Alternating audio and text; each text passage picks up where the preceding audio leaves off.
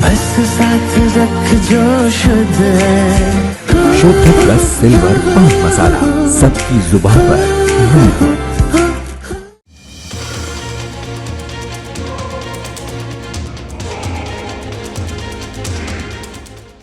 Hezbollah का chief Hassan Nasrallah शुक्रवार रात मारा गया।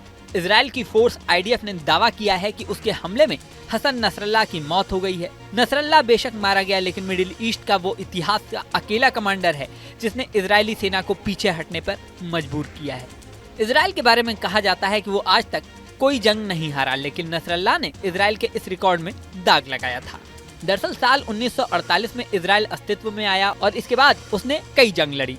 उस पर कई बार हमले हुए, लेकिन हर जंग में इजराइल ने जीत हासिल की। यहाँ तक कि 1948 में 5 देशों मिस्र, इराक, जॉर्डन, लेबनान और सीरिया ने मिलकर इजराइल पर हमला किया था।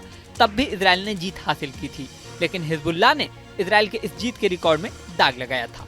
इस पूरे मामले की शुरुआत हुई थी साल 1978 में। फिलिस्तीन के संगठन पैलेस्टाइन लिबरेशन ऑर्गेनाइजेशन यानी PLO ने 1978 में इजराइल में घुसपैठ करके एक अमेरिकी पर्यटक की हत्या कर दी थी। इसके साथ ही एक बस को हाईजैक करके 34 बंधकों को मार दिया था। PLO के आतंकी बचने के लिए फिलिस्तीन से लेबनान भाग जाते थे। लेबनान में उन्हें छिपने के लिए ठिकाना मिल जाता था। ऐसे में इजरायली सेना ने लेबनान में भी घुसकर कार्रवाई करने की शुरुआत की।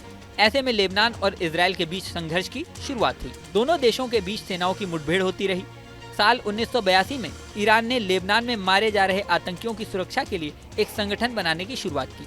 हालांकि इसी साल फिलिस्तीनी आतंकियों ने ब्रिटेन में इजरायली राजदूत की हत्या करने की कोशिश की। परेशान इजराइल ने इसके बाद इसी साल 6 जून को ऑपरेशन पीस फॉर गैलीली शुरू किया।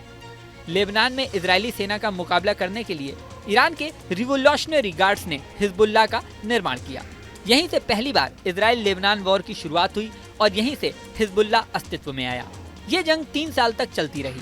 साल 1985 में लेबनान और इजराइल के बीच जंग खत्म हुई, लेकिन हिजबुल्लाह आगे बढ़ता चला गया। जंग खत्म होने तक इजराइल का दक्षिणी लेबनान पर कब्जा हो गया था। दूसरी तरफ हिजबुल्लाह लगातार मजबूत होता चला गया। उसे ईरान से समर्थन मिलता था। बेशक लेबनान और इजराइल के बीच जंग घोषित तौर पर खत्म हो गई थी, लेकिन हिजबुल्लाह लगातार इजरायली सेना को निशाना बनाता रहा। सबसे पहले हिजबुल्लाह का चीफ था अब्बास मुसावी। साल 1992 में इजरायली सेना को बड़ी सफलता मिली और उसने 16 फरवरी 1992 को अब्बास मुसावी को मार गिराया। ये इजरायली सेना की हिजबुल्लाह के खिलाफ बड़ी सफलता थी। मुसावी की मौत के बाद ही हसन नसरल्लाह को हिजबुल्लाह की कमान सौंपी गई। नसरल्लाह ने जैसे ही हिजबुल्लाह की कमान संभाली, उसने 2 कामों पर फोकस किया। एक, हिजबुल्लाह को मजबूत करना, दूसरा लेबनान में मौजूद इजरायली सेना के खिलाफ गुरिल्ला वॉर करना। दक्षिणी लेबनान में मौजूद इजरायली सेना और हिजबुल्लाह के बीच लगातार संघर्ष चलता रहा। साल 2000 में इजरायली सेना ने दक्षिणी लेबनान छोड़ने का फैसला किया। इजरायली सेना के इस फैसले को नसरल्लाह ने अपनी जीत के तौर पर पेश किया। नसरल्लाह ने दावा किया कि हिजबुल्लाह के लगातार अटैक से परेशान होकर ही इजरायली सेना ने दक्षिणी लेबनान छोड़ने का फैसला किया है। इजरायली सेना के पीछे हटने के फैसले को हमेशा हिजबुल्लाह अपनी जीत के तौर पर पेश करता है। इजरायली सेना के इतिहास में भी पहली बार ऐसा हुआ था कि उसने किसी जगह से जीतने के बाद पीछे हटने का फैसला किया। हालांकि जब इजरायली सेना लेबनान से पीछे हटी, तब दोनों संगठनों के बीच ऑफिशियली कोई जंग नहीं चल रही थी। अगर ऑफिशियल लड़ाई की बात करें तो लेबनान और इजराइल के बीच 2 बार ही ऑफिशियल लड़ाई हुई है, साल 1982 और उसके बाद साल 2006 में।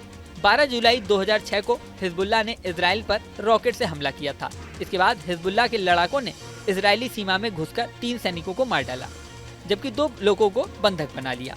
इजराइल के तत्कालीन प्रधानमंत्री एहुद ओलमर्ट ने इसके लिए लेबनान को जिम्मेदार ठहराया और एक्ट ऑफ वॉर करार किया।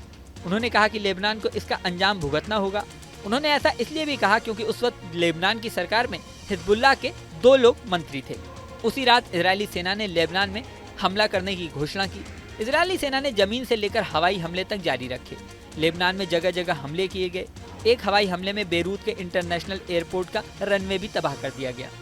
34 दिन चली इस इजराइल और हिजबुल्लाह की जंग में 1100 से ज्यादा लेबनानी मारे गए और इजराइल के 165 नागरिकों की मौत हुई। इस जंग में वैसे तो कोई नहीं जीता, लेकिन सीधे तौर पर लेबनान को ज्यादा नुकसान हुआ।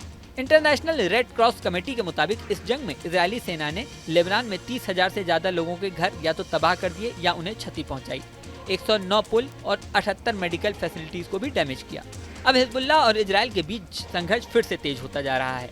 बेशक इजरायली सेना ने नसरल्ला को मार गिराया है, लेकिन अब मिडिल ईस्ट में संघर्ष और तेज हो सकता है, तनाव और बढ़ सकता है। सवाल ये भी उठ रहा है कि क्या लेबनान और इजराइल के बीच तीसरी जंग शुरू होगी।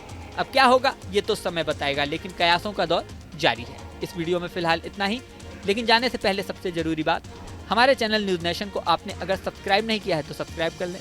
इसी के साथ स्क्रीन पर दिख रहा बेल आइकन प्रेस कर दें, जिससे हमारे नए नए वीडियोस की नोटिफिकेशन आपको मिलती रहे। मिलते हैं नेक्स्ट वीडियो में, बने रहें न्यूज नेशन के साथ। बस साथ रख जो शुद्ध है, शुद्ध प्लस सिल्वर पान मसाला, सबकी जुबान पर। न्यूज नेशन अब व्हाट्सएप पर। खबरों के ताजा अपडेट के लिए न्यूज नेशन के इस QR कोड को स्कैन करें।